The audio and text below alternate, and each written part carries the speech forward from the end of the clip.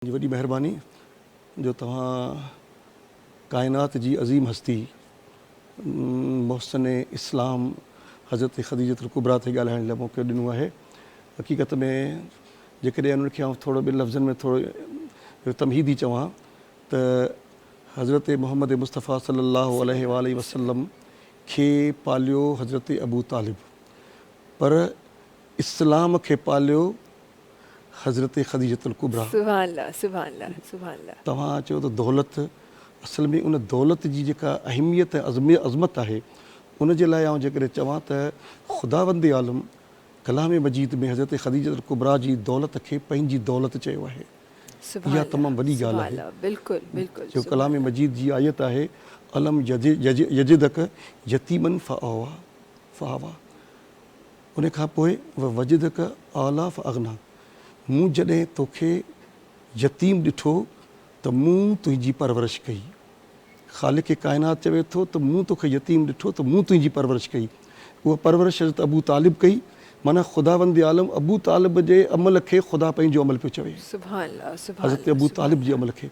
ऐं वरी जॾहिं तोखे जेको आहे सो तंग दस्त ॾिठमि त मूं पंहिंजी दौलत सां तोखे अगना कयो, गनी कयो। यानी ख़ुदावंद आलम चवे थो त गनी जेकॾहिं आहे त ख़ुदा जी नज़र में हज़रत ख़दीजा आहे, जंहिंजी दौलत सां मूं मोहम्मद मुस्तफ़ा जी तंग दस्ती खे दूरि कयो।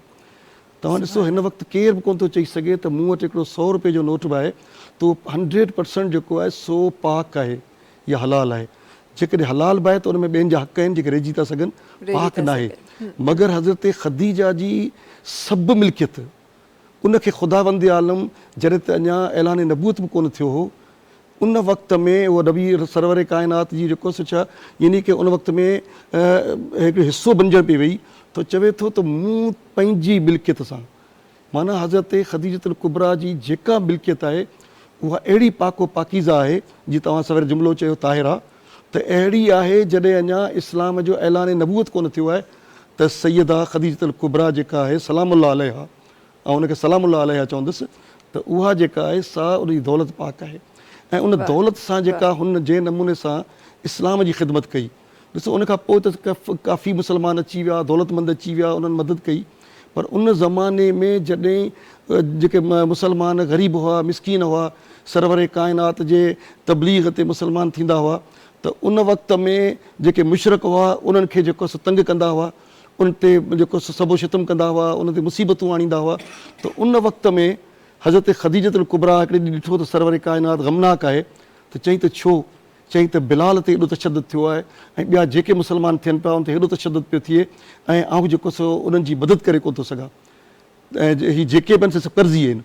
त हज़रत ख़दीजतुल कुबरा उन वक़्त में पंहिंजे जेको सो पाण त वरी दौलतमंद हुई, त उन वक़्त में पंहिंजे जेको सो फाइनेंस सेक्रेटरी खणी अॼु जे दौर में पाण चऊं, उन वक़्त में हेॾी वॾी दौलतमंद हुई, मलिकतुल अरब हुई, त चई उनखे घुराई ऐं सभिनी जेको आहे सो छा वॾनि सरमाएदारनि खे घुराई ऐं हिकिड़े सभिनी खे चयईं, पाण परदे जे पुठियां वेठी ऐं चयईं त तूं ॿुधायो हिन जेको माण्हू ते तव्हांजो केतिरो कर्ज़ु आहे। मिसाल जे तौर ते पाण चऊं 1000 रुपया, चई मुंहिंजा तव्हां ते घणा आहिनि?